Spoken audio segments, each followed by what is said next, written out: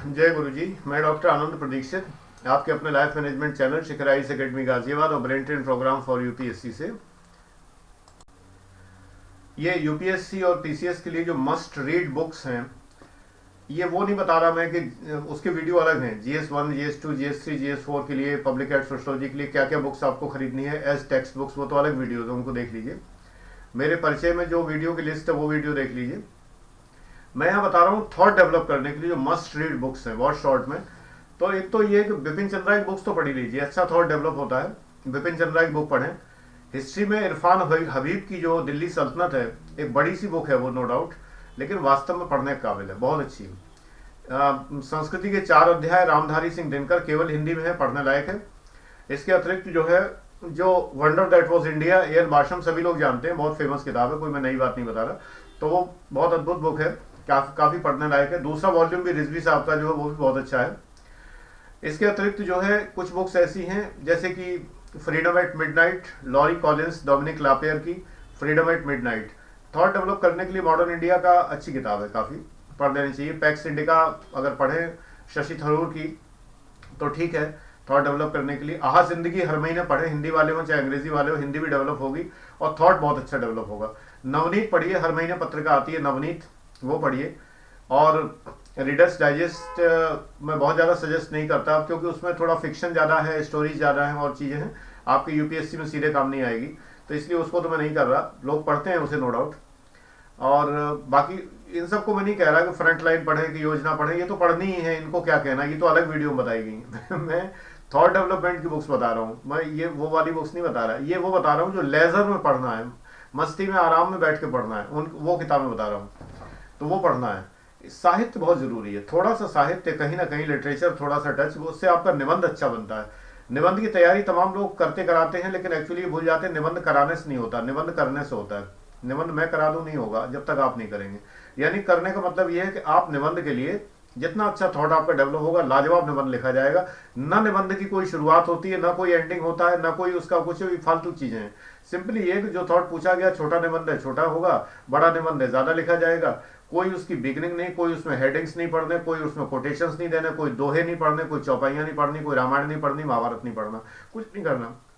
Pure thought देना है, एकदम मोती की तरह गुथी हुई माला होनी चाहिए, बिल्कुल उस तरह से होना चाहिए। वो तभी होगी जब आपका थॉट डेवलप होगा। तो पहली बात तो ये है कि अध्ययन तो करना पड़ेगा, मन लगा के ज्ञान लेना पड़ेगा, तभी काम चलेगा। तो मस्ट रीड बुक्स में जो मैं बता रहा हूँ, ये कुछ बुक्स तो ये है मस्ट रीड जो बुक्स हैं आपकी, जो आपको पढ़ना ही चाहिए उन बुक्स में। इसके अतिरिक्त बॉडी लैंग्वेज पर कोई बुक पढ़िए, एलन पीज की बुक आती है या जो भी मिले, बॉडी लैंग्वेज पर कोई ऑथेंटिक बुक पढ़िए।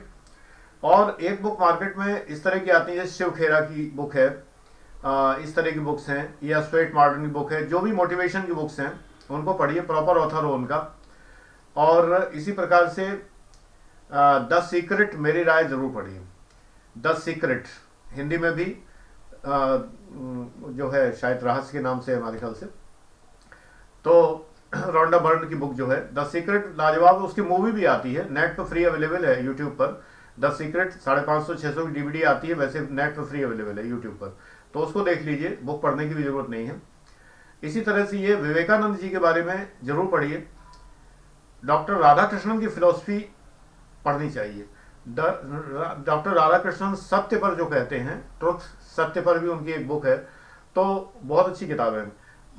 बाकी तो उनकी पूरी किताब है फिलॉसफी के ऊपर, इंडियन फिलॉसफी, भारतीय दर्शन के 2 खंड है बड़े बड़े, वो मत पढ़िए, लेकिन सत्य पर पढ़िए। उपनिषदों में क्या है, एक उनकी पुस्तक है, वो पढ़िए।